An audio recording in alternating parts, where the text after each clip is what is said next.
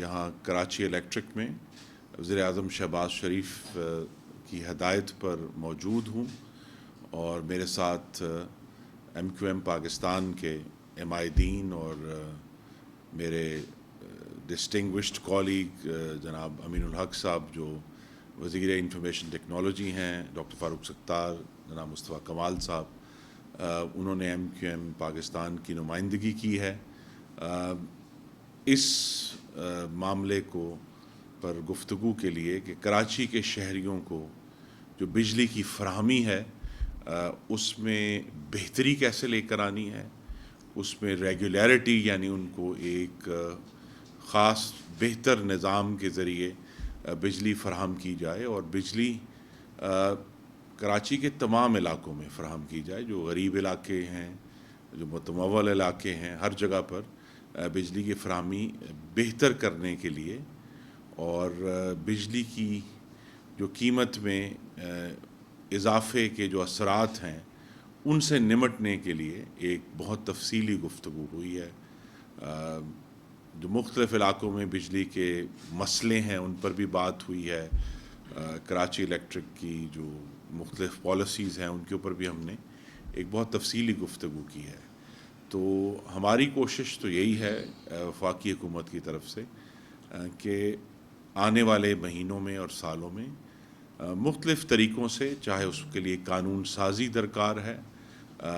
وہ ہم بجلی کے نظام میں کی جو قوانین ہیں ان کو بدلیں گے، جس میں ایک پاکستان کی تاریخ میں روایت ہے کہ کراچی سب سے آگے چلتا ہے ملک کے بہت سارے معاملات میں۔ اس میں بھی جو بجلی کی فراہمی کو ہر جگہ پر بہتر کرنے کے لیے اگر قانون سازی اور قانون میں تبدیلی جو کرنی ہے اس پر ہم نے بہت حد تک اتفاق کیا ہے، جس کا مسودہ آنے والے چند دنوں میں وفاقی حکومت کو موصول ہو جائے گا کراچی الیکٹرک کی طرف سے، اور پھر اس کو پورے سسٹم پہ رائج کرنے کے لیے۔ اور جس چیز پر گفتگو ہوئی وہ یہی ہے کہ وہ علاقے کراچی کے بھی اور ملک کے بھی جہاں ہمیں بلوں کی بازیابی کم ہے یا جہاں نقصانات زیادہ ہیں ان سے کیسے نمٹا جائے، کیونکہ جو سب سے زیادہ تکلیف ہے وہ ہمارے ان بھائیوں اور بہنوں کو ہے جو ان علاقوں میں رہتے ہیں اور بجلی کے بل دیتے ہیں باقاعدگی سے، اور ان کی طرف سے ایک تکلیف کا اظہار ہے، ان کا مطالبہ ہے اور درست مطالبہ ہے کہ جو لوگ بل نہیں دیتے یا جو لوگ بجلی کی چوری کر رہے ہیں اس کی سزا ان کو کیوں دی جائے، اور ان تک بھی بجلی پہنچنی چاہیے۔ تو لہذا اس کے لیے کچھ ٹیکنیکل سلوشنز ہیں، اور ان تکنیکی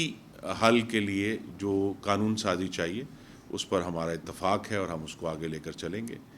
دوسرا، کراچی سے کے جو صارفین ہیں ان کی ایک بہت ہی ایک ٹیکنیکل جو مطالبہ ہے وہ بھی میرے بھائیوں نے پیش کیا ہے، وہ یہی ہے کہ ایک جو پاکستان ہولڈنگ کمپنی لمیٹڈ ہے اس کا جو ایک سرچارج ہے اس کے بارے میں یہاں سے احتجاج کی آواز بلند ہوئی ہے کہ چونکہ کراچی الیکٹرک پرائیویٹائزڈ ہے اور وہ پاکستان کا جو گردشی قرضہ ہے اس میں اس کو بڑھانے میں اس کا کوئی رول نہیں ہے، ان کے تمام نقصانات یا منافع ان کا اپنا ہے، تو لہذا کراچی کے صارفین کو اس معاملے میں کچھ ریلیف دیا جائے۔ میں نے ان کی بات بہت تفصیل سے سنی ہے، اور انشاءاللہ اسلام آباد پہنچ کر جو اس کا ایک ڈیٹیلڈ پروپوزل ہے وہ ہم پیش کر دیں گے وزیر خزانہ کو بھی اور وزیر اعظم کو بھی کہ وہ اس معاملے میں جو کراچی کے شہریوں کو ریلیف فراہم کیا جا سکتا ہے انشاءاللہ ہماری کوشش ہوگی کہ وہ ریلیف ان تک پہنچے۔ ڈاکٹر صاحب آپ بات یا مصطفیٰ صاحب کرنا چاہیں؟ ٹھیک ہے، بات کر لیں۔ نہیں آپ کر لیں بات اگر کرنی، پاکستان ٹیلی ویژن ہے۔ دیکھیں، میں سمجھتا ہوں کہ جو صارفین بل دے رہے ہیں ان کو اس بات کی سزا نہیں ملنی چاہیے اگر ان کے محلے میں کچھ لوگ بل نہیں دے رہے، تو اس کا کوئی حل نکالا جائے، اور اس پر ہماری سیر حاصل گفتگو ہوئی ہے،